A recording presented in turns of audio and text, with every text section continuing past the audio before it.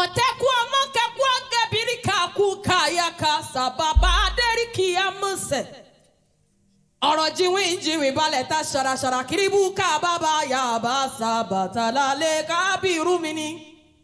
Àwùsẹ̀ lóbìnrin kùnà sẹ́kọ̀ àlè jarafa bí tún nàkà.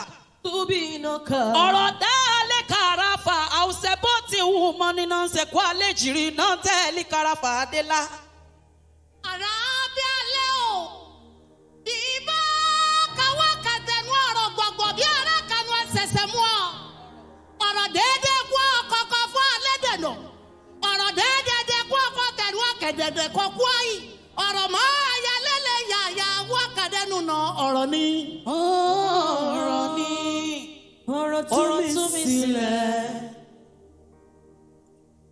Ọ̀rọ̀ gbé mi dìde. Ọ̀rọ̀ sọ mí dàṣẹ́gun.